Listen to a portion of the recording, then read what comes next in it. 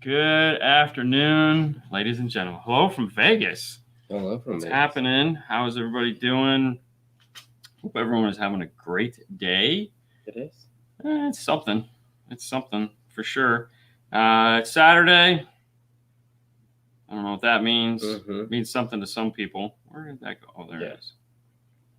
All right. So that's all right. We're good there. All right. Everyone's checking in. Let's see what we got as far as checking in goes. We do have Matt Damon in the background. He is waiting in the green room, so hopefully we'll have enough time for him tonight.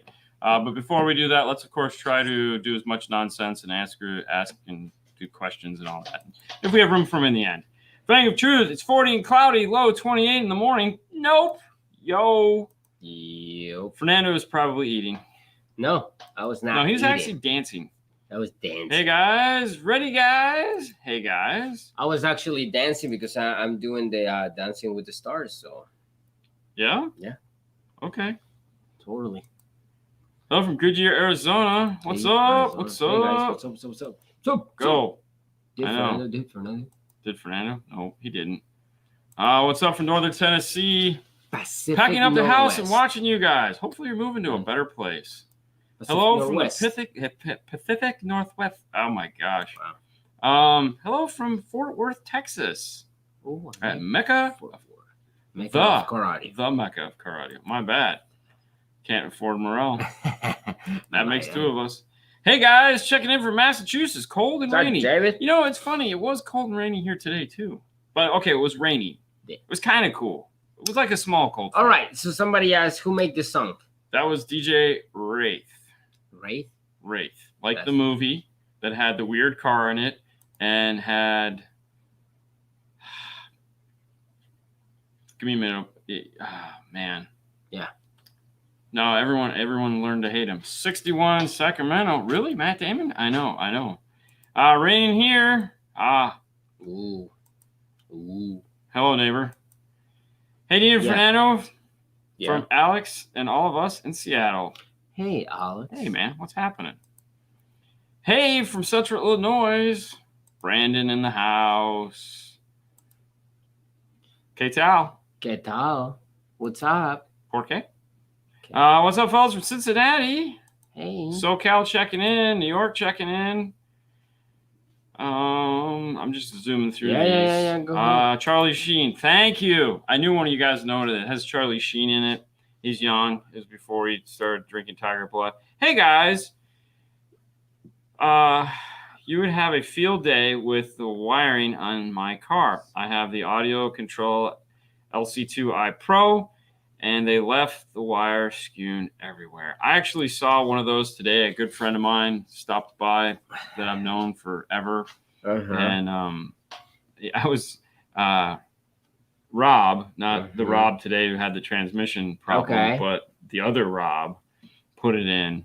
And I was like, listen, I don't know how to do what he does. He shouldn't try to do what we do, but this is a mess. No, it's finally you say a mess because I was hanging the keys to Paul of the Nissan, the radio. Yes. And he was looking into a car, and that was like big Twitters right here, like literally like next to the lock. Mm-hmm.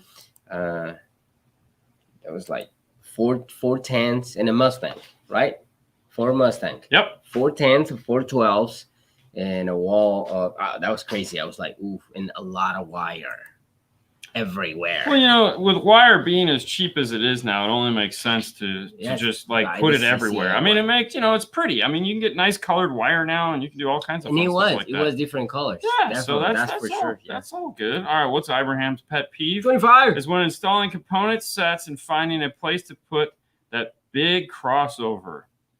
That's actually, it's actually not as bad as you'd think.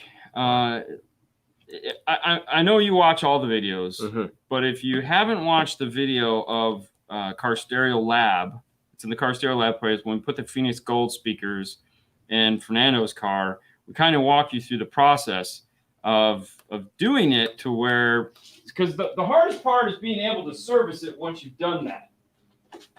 Yeah. So we buy these things here. We buy these, which is a 6-pin, you know, waterproof adapter. You can get on Amazon. There's definitely links to them in DNF Tool Drawer.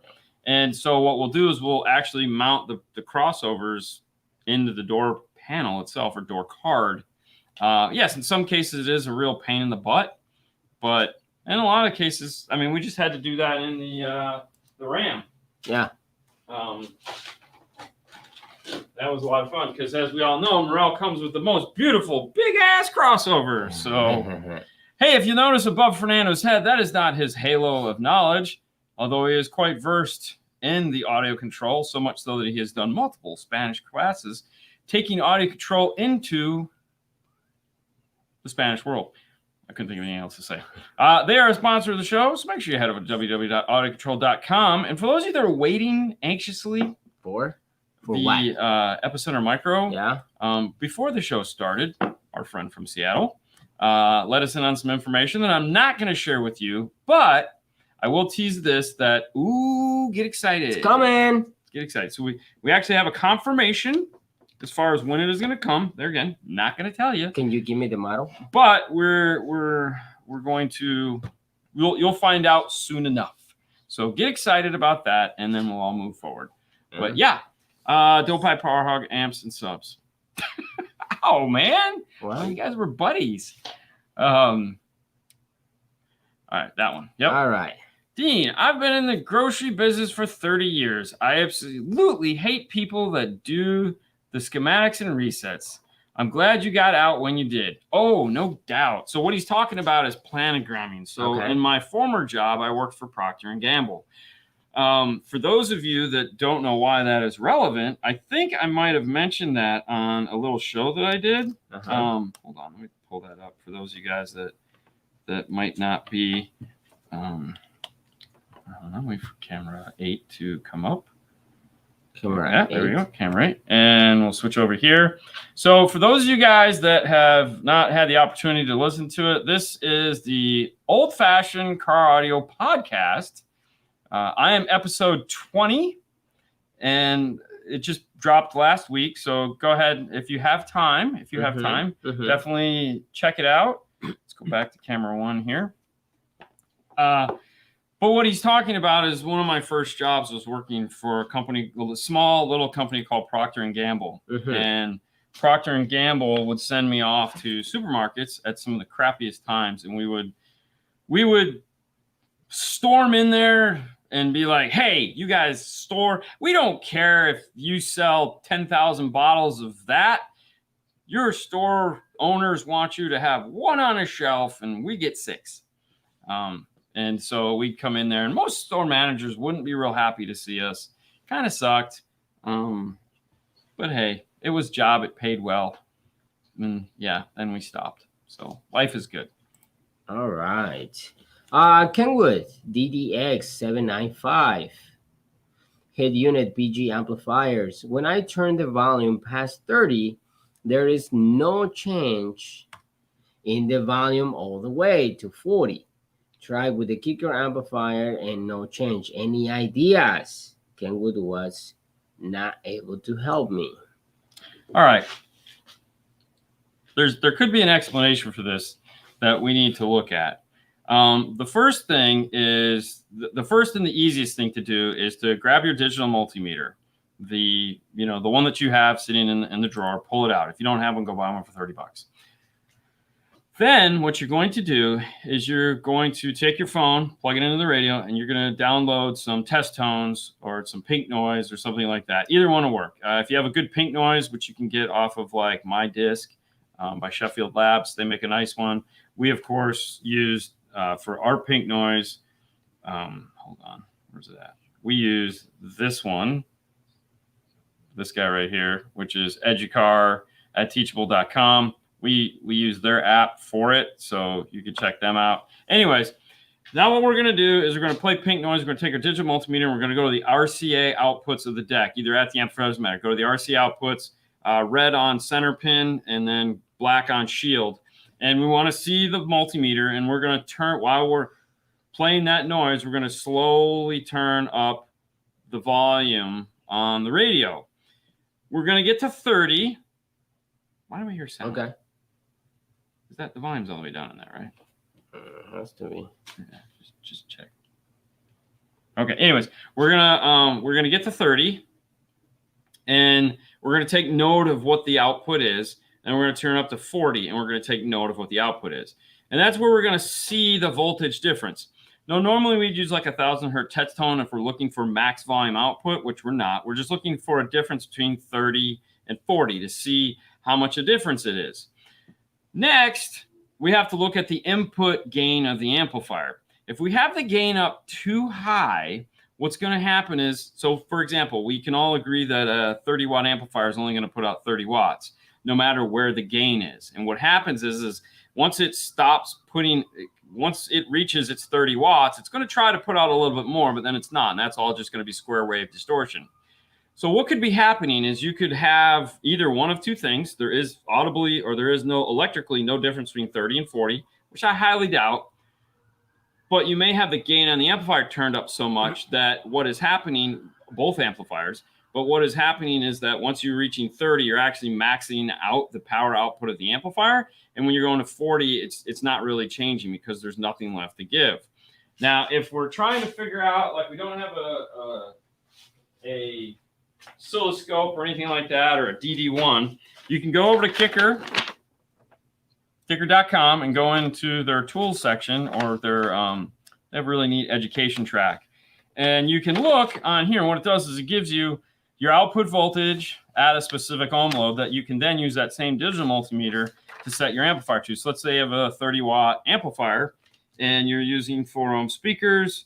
Well, this only goes down to 45 because they don't make any smaller than 45. But let's say, so you're going to want to make sure that amplifier, there again, play a pink noise. Don't play pink noise at this point. You're going to play a dedicated test tone. So play like 1,000 hertz because it's highs.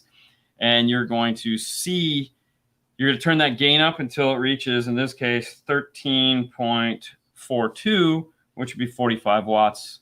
If your amplifier is 45 watts. And they give a whole bunch of them, and it's for 2 ohm and all that, half ohm and whatnot. Well, that's a good way to set that up. But that'll at least give you a visual of what could possibly be happening. And I know that was like the first question. All right, we're done for the night, guys. Thank you so much for watching. No. Yeah. All right, that went long. All right. Yeah. Sorry. Well, I mean, that was a tough question, but it was good. All right. Yep. Alpine PXE 0850S. I need the controller and the wiring harness. The main plug is destroyed and missing the rest.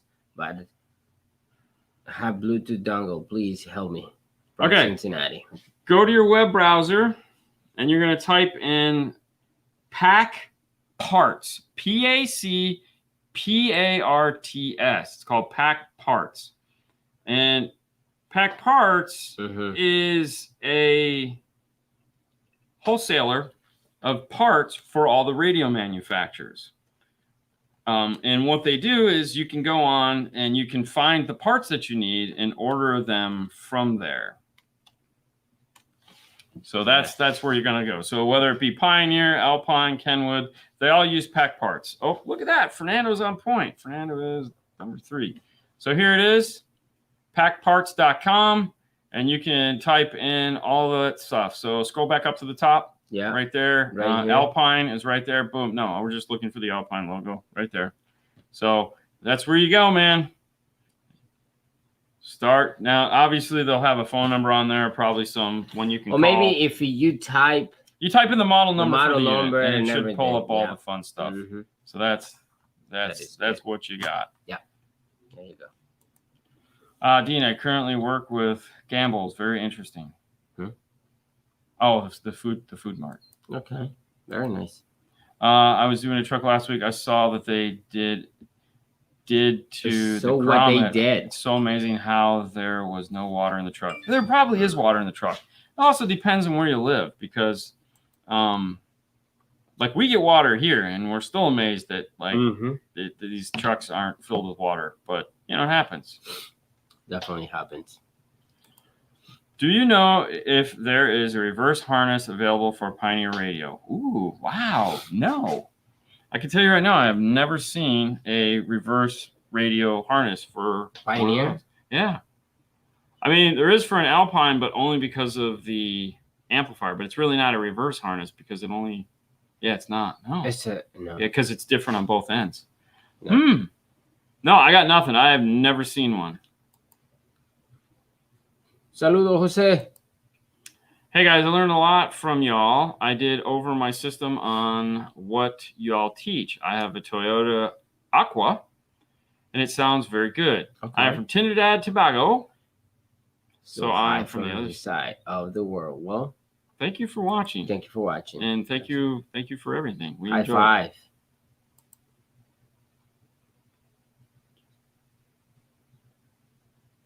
It. Okay. Oh, I already got that one. Yeah. Cool. All right, we'll just go with that. All right. Hi, Dean and Fernando. I installed the D6 1200 and Flax Evo speakers in my 2015 Kia, and there's a hissing noise from all 4 tweeters. It happens even with the radio off. Have you seen this before? Yeah, it's called floor noise. All right. Here's the problem that you run into, and we've said this a bunch of times. I don't know how loud the hissing noise is, but you may have the gain turned up too high, and you may need to reduce it. You may also, was it a D or an LC? A D. A D. You may also need to go in and bring down some of the tweeter frequencies. Floor noise is, and what it is it's literally just the equipment turning on and the signal coming in. Whether the radio is on or off, the radio is still putting out sound. If the amplifier is just doing it and nothing is connected to the input, then you might have the gain up too high. But that would be where the floor noise comes from. Floor noise it's just noise that's created with the amplifier on and all the components and the signal coming into it. When you're dealing with a factory radio or a cheap aftermarket radio, it's there. And there's really nothing you can do about it. It's just on. The reason why you really can't do much with it is you're dealing with the factory radio's preamp. Even if you do an Amp Pro or an AR into a DSR1 or anything like that, do me a favor. Read that for me. The reason why you still get floor noise, even though you're getting that 5-volt RC output, is because the section that they're dealing with, the preamp, as it were, from the factory, was never made to be played at 120 watts. It was a 15-watt amp. You basically take whatever noise you have and multiply it by 10. Yeah, and that's where you're at. Is it good? Yeah. Okay. I don't need to deal with it? No, okay. Not right now. Multiply it by 10 because that's what you've just done. You've louned it that much. Bad analogy. Anyways. Yeah. So floor noise is one of those compromises in car audio that sometimes you get it, sometimes you don't. Sajeki's Ram, we knew he could not have floor noise. That's why we went Toshlink, because that was going to give us the best chance to not have noise. Yeah. The gains were super low. We really struggled. Luckily, he went with tons of power, which you have. Yeah. But keep the gains low. All right. Okay. Installing an Epicenter stockhead unit DM810 with output to old school amplifiers with no built-in crossovers. Does the Epicenter go before the DSP? No, it actually goes after the DSP. That's going to be a problem for you because you don't have an amplifier with crossovers in it. I get the whole old school thing. However, I might have a solution for you. Okay.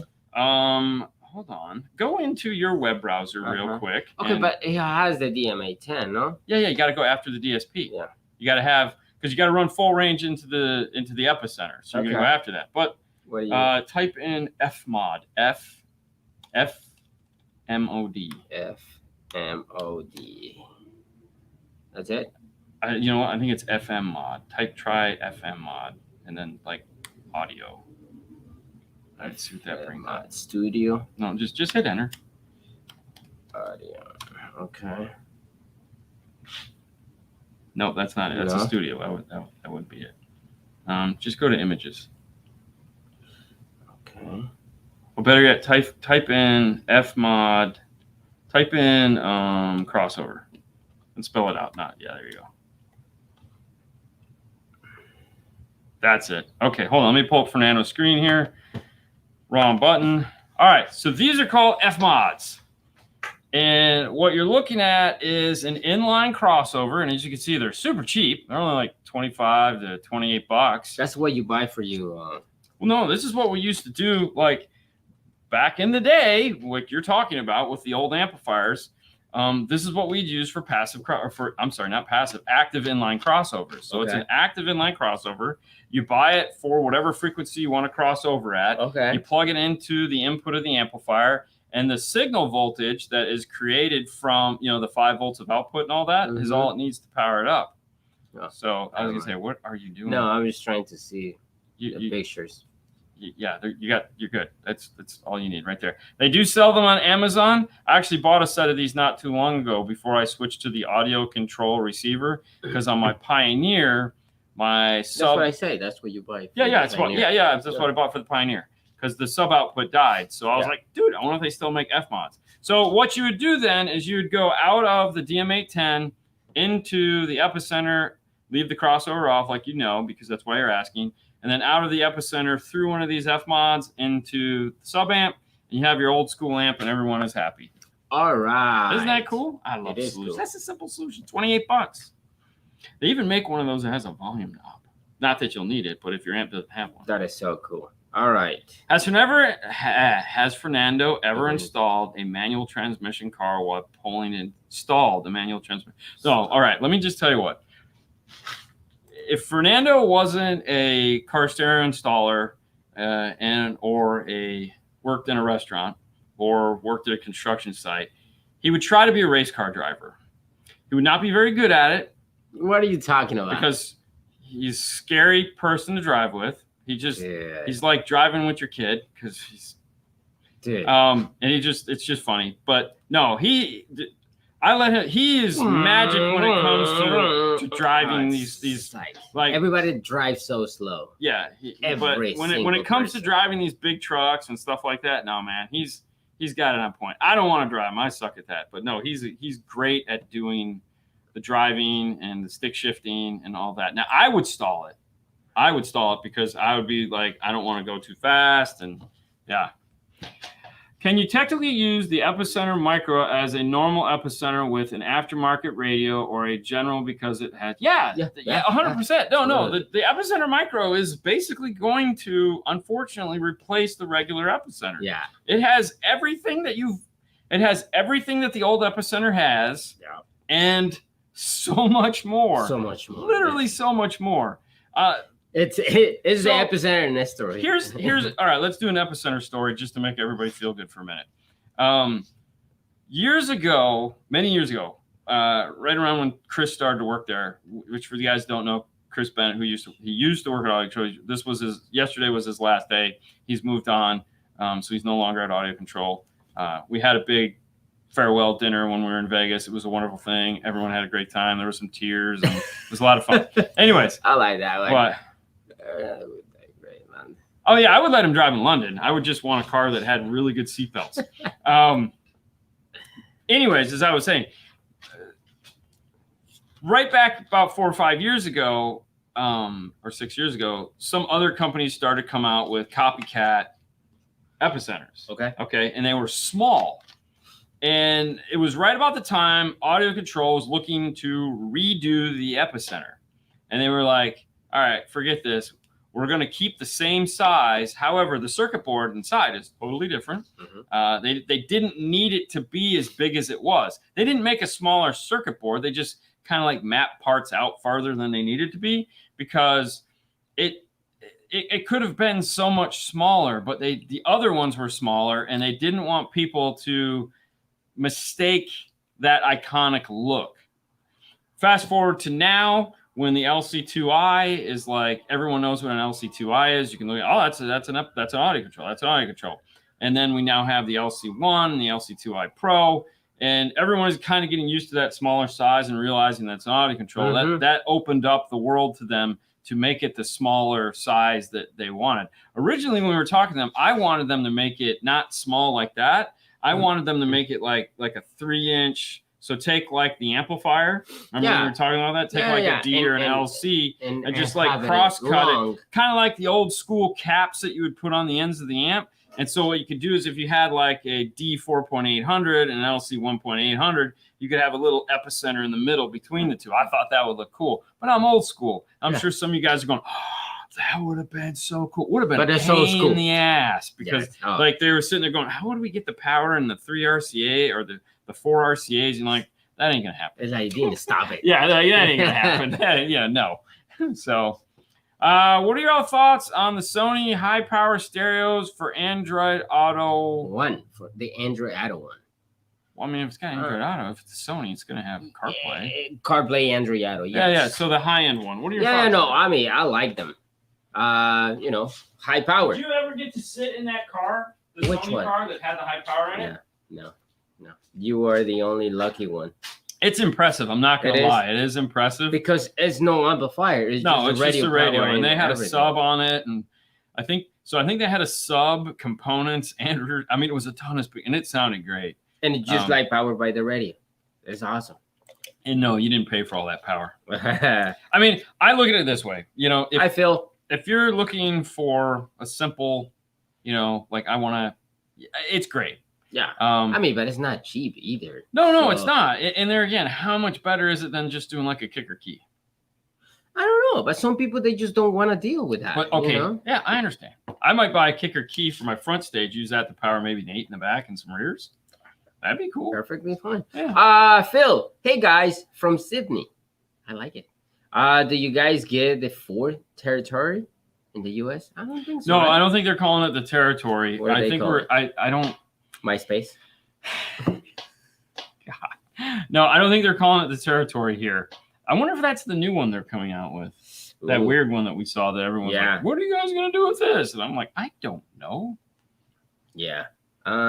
Most good drivers are scary. Yeah, I see. Exactly. No, they're just bad drivers. No, dude. Really? We don't know how much. Oh, I'll answer it. Hold on. How much for the episode? We don't know yet. We don't know yet.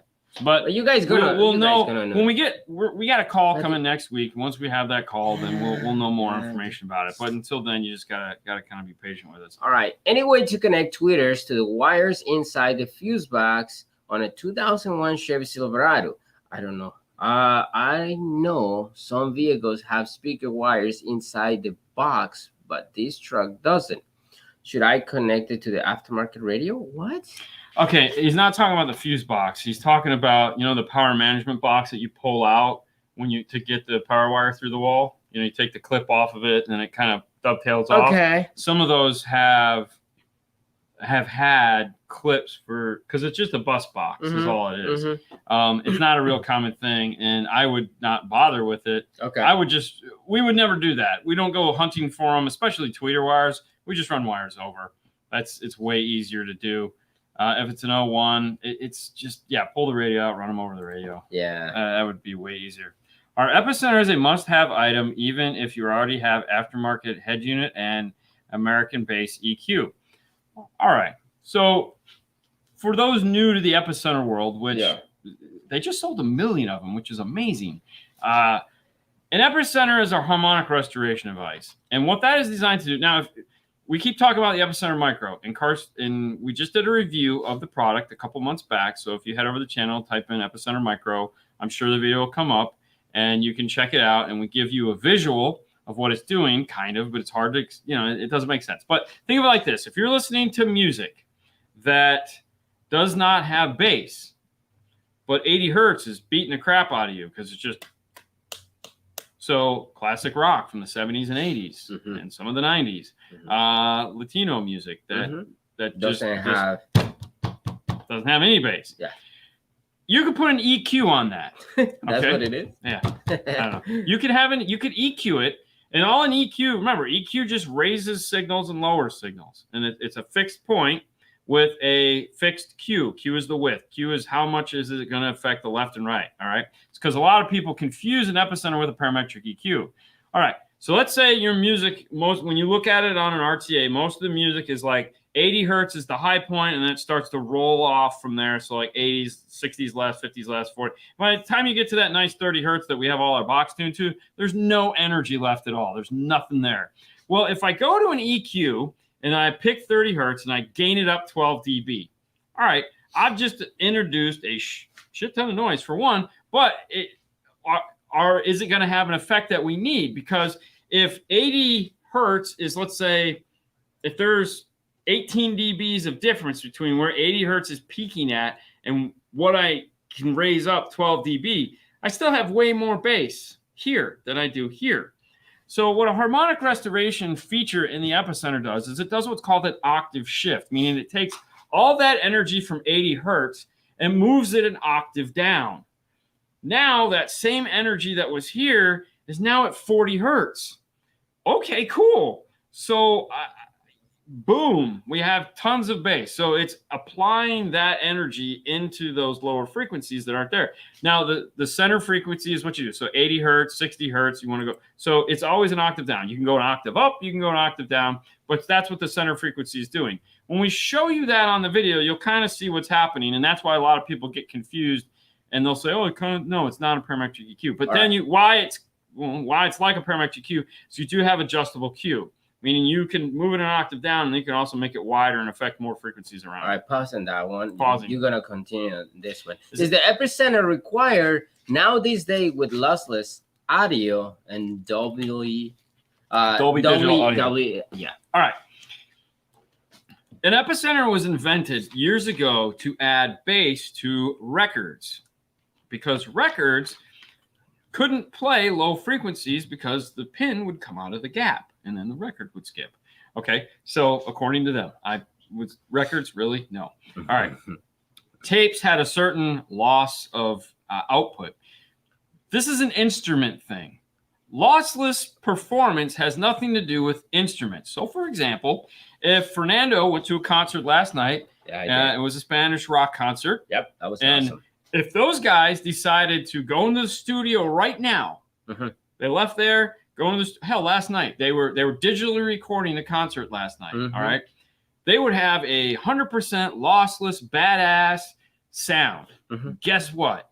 It would still need an Epicenter because they didn't have deep, impactful bass. The music just doesn't. Right. So to answer that question, yeah, you still need it. The other thing, too, is when you look at like high-res music has nothing to do with the low-frequency reproduction. It is all high frequency. It's going up to the 40,000 hertz. It does nothing on the low end. So if you look at sub-amps, none of the sub-amps are high-res audio because there's nothing there to do.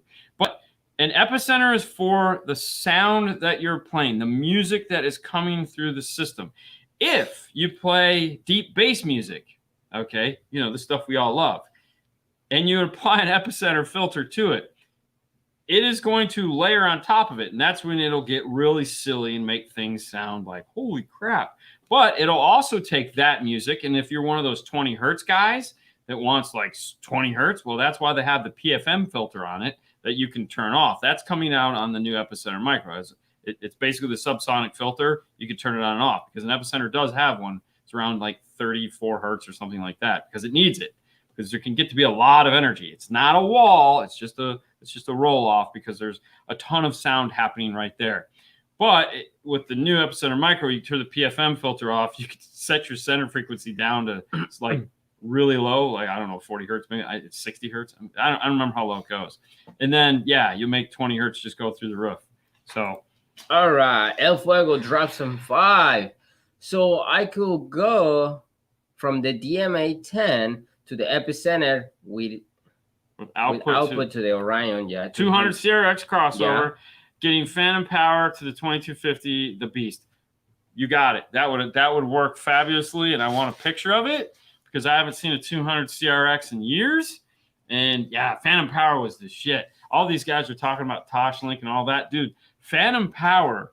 You ran RCAs into the front piece, so you ran it into your EQ. So they had like the EXQ, I don't know, something 600 EQ. You ran your RCAs into that. Then you had this big DIN cable that was phantom power out of that into your crossover, out of that into the amplifier. It was like freaking 15 volts of signal. Wow. Yeah, because it was phenomenal, but it was crazy. That was awesome. RPM. Will 2018 with the factory AGM battery have enough power to support 2 Pioneer 5-channel amplifiers, or should I plan in another battery? The battery, I'm sure, will probably support what you're trying to do. Will the alternator is really more the question. That amplifier is a pretty efficient amplifier. Like it should be. It should be. You should be okay. I guess would be the easiest way to say it. However, I don't know. Is it driving. 2018? Yeah. If you haven't changed that 2018 well, I'm assuming battery, he's got a new battery. All right. So if you just buy a brand new AGM battery, I'm pretty sure it's gonna be fine. But if you haven't changed it, before we go on to the next question, never mind. Dean talked back about. I don't know what they said. Cool. All right. Before we go on to the next one, hey guys, real quick, if you didn't know, we went on this little trip a couple months back, or 3-4 weeks ago, to Rockford Fosgate. One of the things we had the opportunity to do was interview this guy right here, this guy in the middle. He is the president and CEO, Mr. Bill Jackson. We had a wonderful interview with him. We got to talk about all kinds of fun and excitement, and you really got a candid look at the ins and outs of Rockford Fosgate. For those of you guys that are Rockford Fosgate fans, if you haven't had the opportunity or taken a couple minutes to watch this, please do it. It's fun. It's exciting. He tells us a ton of stuff. There's 5 people that gave us a thumb down, so screw you. 5 people, huh? Yeah, I don't care. Right. Screw them. But no, it was a really great interview, and he tells us basically everything that is going on in Rockford. He gives us his history, so we can kind of find out where he was and how he got to where he's doing. It was a really fun time, but please take some time, go listen to it or watch it or whatever it is. Thank you. On to the next one. It's only a half hour too. So, when will you have a guest over? At least Seth from Kenwood and Mr. Smith. Well, oddly enough, Jeff was here last night because we had to do a show for the MEA Mag on Installer of the Year, which if you want to, you can go watch on ME Mag Facebook group or YouTube. There was 10 of us that did a live show talking, and it was really fun. Yeah. We had a good time. It was about an hour-long show, and of course I made jokes, and we had a great time. And we talked to Seth today. Yes, we did. Actually, Monday, coming up Monday on Facebook, Monday, that is our 6:30 show that we do every Monday. We will have a guest on. So we are going to have a guest from PAC. Yeah. The guy who gave us this little trophy right here.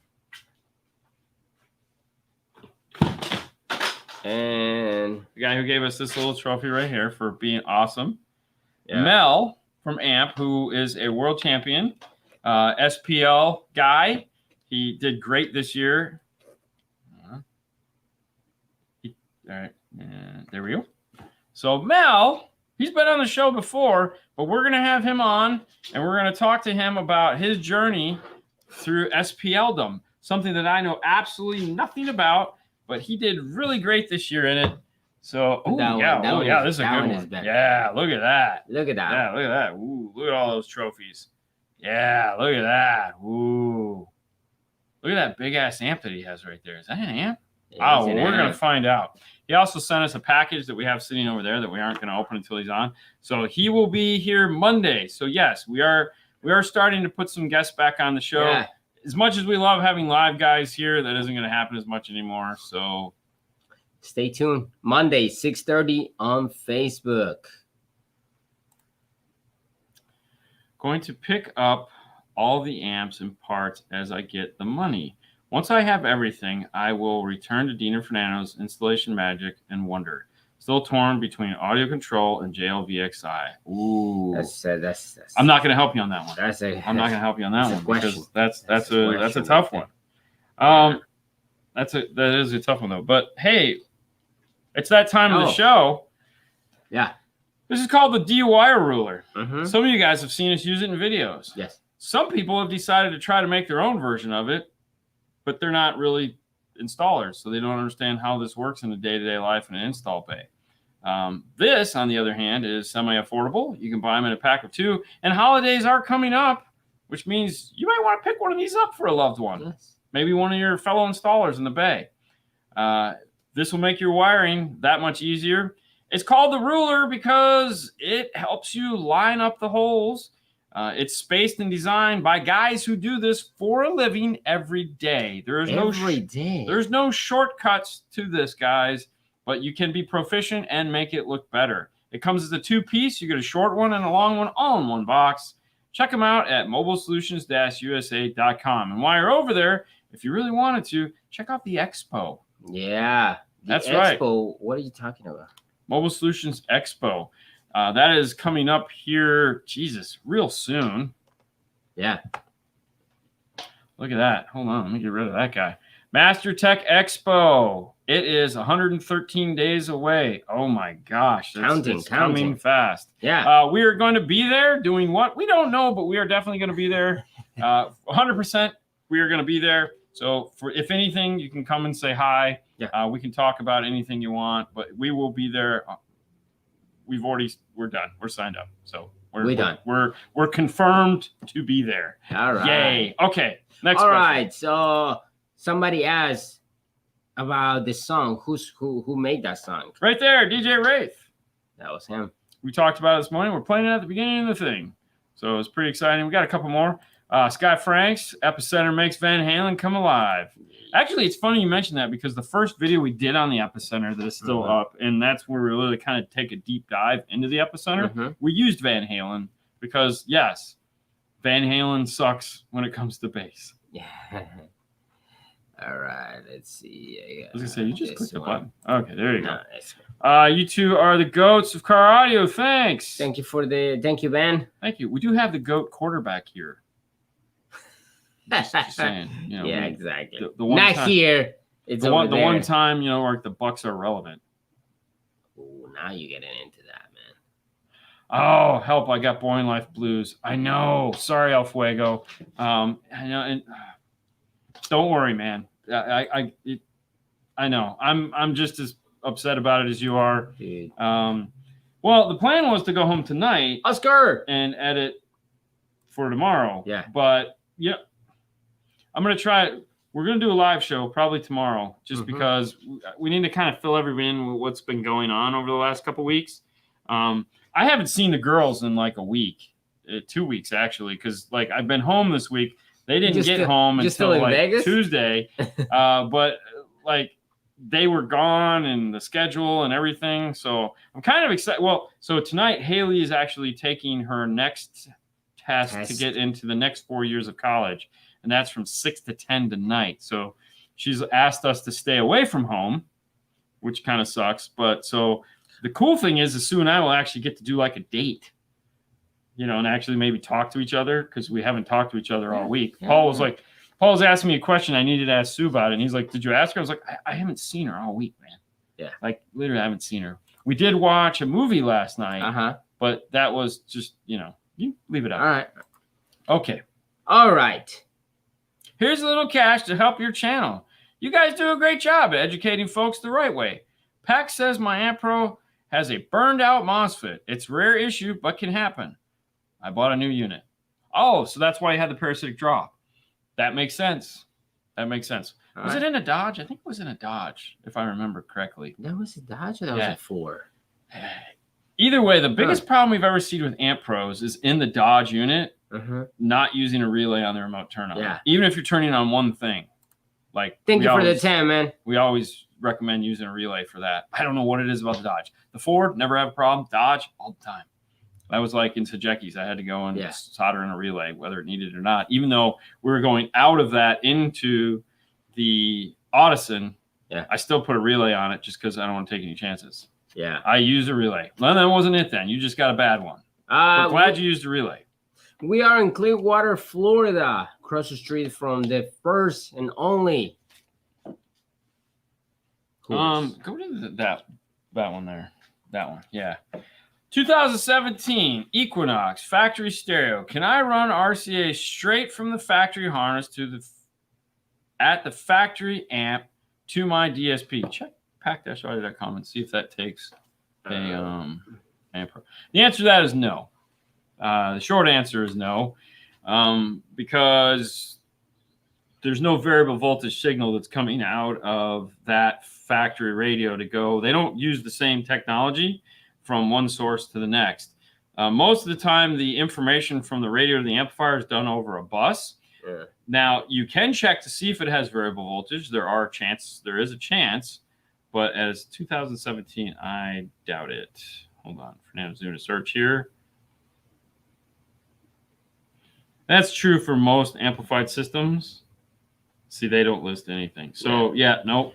You're more than likely going to have to go after the amplifier, but we do have a couple videos showing you how to test for variable voltage and fun stuff like that. Yeah. The other thing, too, you have to keep in mind is that your amplifier might not be able to take that signal. So give it a go, but they don't make an Amp Pro for it, so maybe you have to go after the amplifier. All right. What was that? When did you guys play the song and where? I never heard it, but thanks. We play it at the beginning. We're going to start playing at the beginning of every Saturday show. We're going to go through the playlist and just play different ones for a couple minutes while the live show. Yeah, so we'll be playing it at the beginning of every Saturday show. Go up to If Haley becomes a PhD in psychology, she can predict. Prescription. No, I think she's going to do the one where you don't do the prescriptions. But yeah. I like that. That's pretty neat. That one. What was go one more up? All right. Yeah. I have a 2015 Chevy with the Amp Pro, but when I turn off the truck, the subs still beat like 4 times. Beats? Yeah.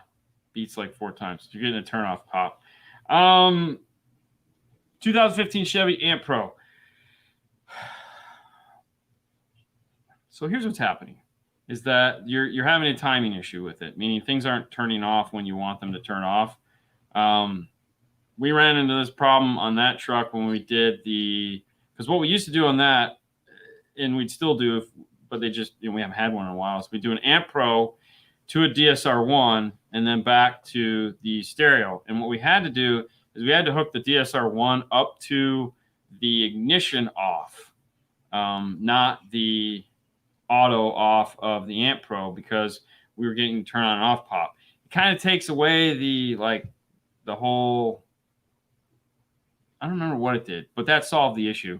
In the passenger side, go to the passenger side of the car, open up, pull that panel off. Inside there, you should find a brown wire, meter it. That brown wire should be ignition or accessory. We use that to turn on and off our DSR1 when we did that. That may also work for you. I don't know. But make sure you tap it. And if you do tap it, make sure you fuse it. Yeah, right there next to it. Yeah, you that one. Is Haley going for her master's in a certain field? If so, what field? Yeah, she's actually going for psychology. And I don't know how far she's going to take it. I don't want to predict it. She's already got her BA or BO or one of those. I don't know. She might need deodorant. Either way. So we as a dad, I just encourage her to go as far as she can, and as long as I can support her private military funding, her small army world of food and recreation and cars and all that other crap, I will. But hey, I want her to go as far as she can with it. So one day she'll come out. the hope is that she'll get a really good job and then I can retire, and she can pay my way for the rest 20 years of my life. But we kind of know that's not going to happen. Good luck. Yeah, no kidding, right? You say awesome. Awesome. Yeah. Go to that down one. That one. Yep.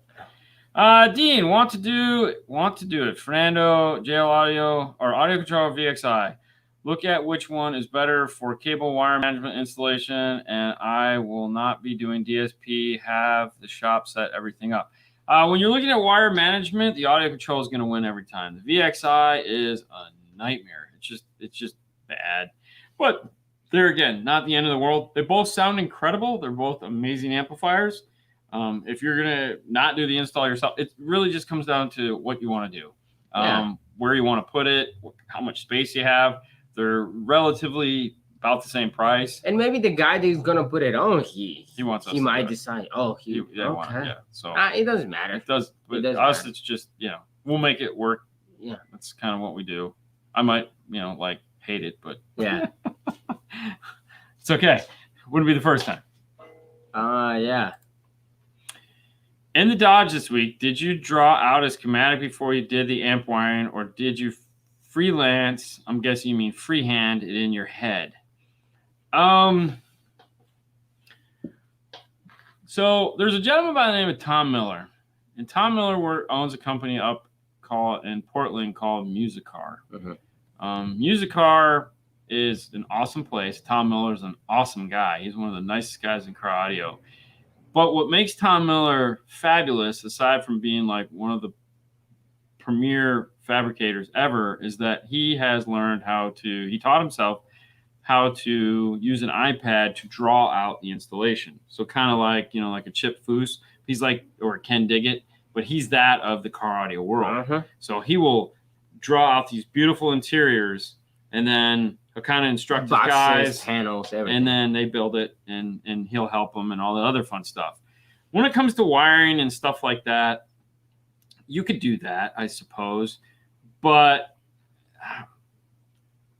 I just kind of do it in my head. What's happening is I'm building. I've been building this stuff for years. I did fabrication, I did woodworking, and one of the things that always irritated me with my mentor was he never understood that wire had to run through this stuff, because he just approached it from a cabinet making, and I approached it from a installation side of it. So we came at it at different angles. We all ended up in the same place, but him and I would butt heads over the fact, like, look, dude, I have wire I have to fit in here. You're leaving, and I have to go back and I'd have to cut things and modify panels and all this stuff, because he was just making it look good, and that sucked. So moving on to what we do now with amp racks and stuff like that, a lot of thought goes into where is the wire going to go? How much room is it going to take off? And if you looked at any of that visual as we did, you saw like how the wire came off and the fuse box was off to the side. If you guys didn't watch it, it's over on Instagram. It'll be up on Monday. So if you want, you can see that. And you saw how the fuse went. You saw how wires came down. And all that stuff gets kind of mapped out as we're building it. And like Fernando couldn't have taken that and done what I wanted. Like he would have had no clue. I don't know what you're doing. Yeah. Which sucks, but there again, it's also just how things are. When we're designing those things, I'll talk to him and I'll be like, hey, this is what I'm thinking. So like, for example, where we put the WaveTech bass restore, it originally had a different place for it. And then we quickly realized when we put the carpet back on, it would make it impossible to adjust. And we knew that it needed to be in a place where he could get to it, because he's going to play with it.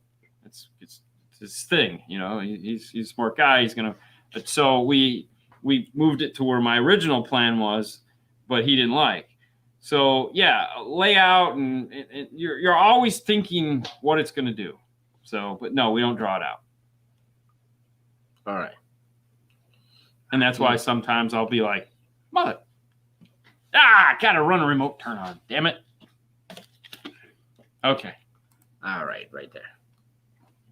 Can you talk about gain overlap with the Epicenter present? Also, can you recommend the most complete DSP head unit. Ooh. We'll take that in reverse. The most complete DSP head unit.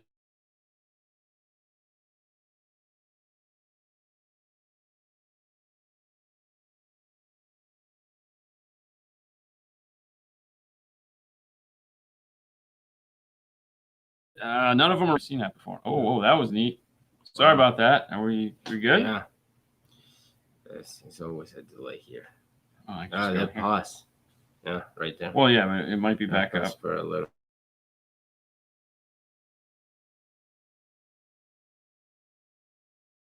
bit. All right. Oh. Okay, that is weird. I think we're back up. Yeah, you back up. We're back up. Okay, that was weird. Sorry about that. All right, we're going to go back to answer that question. We stopped. All right, so no radio is a perfect replacement for DSP, but the closest two that exist right now, as I was saying, is the Kenwood Exelon DMX 1050XR, or any one of the 10-inch. They make the 1007 also. It has a really awesome parametric EQ section in it that makes things really fabulous. Yeah. And then the other would be the brand new Sony high-res audio 10-inch screen that just came out to replace compete with their GS9. Mm-hmm. Those two radios are the closest you're going to get to a DSP. Yep. Now, as far as gain overlap with an Epicenter, that's a tough one because, like, Steve just did it with his. If you watch, Steve got a quad one of 5000 Epicenter also, and he used the DD1 to set his up and do all that stuff there. The reality is that doesn't really work all that well because you're talking about the music you're playing.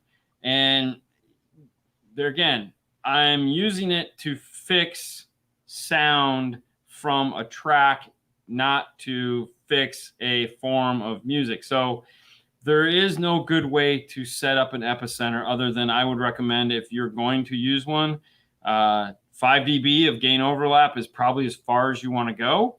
And you're going to have to pay attention to it.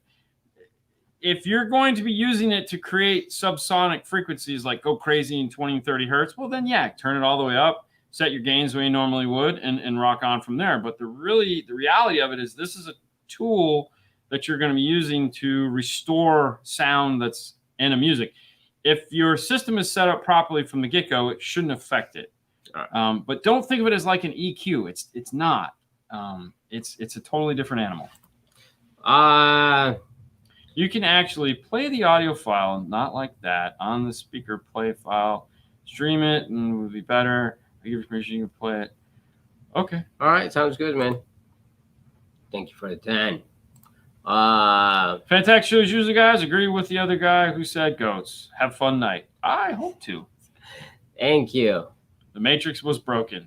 The Matrix was broken. Dude is weird on this, and I'm not going to lie. But, yeah. Hey, listen, guys. Thank you so much for playing with us tonight. It has been a wonderful show. We had a great time for sure.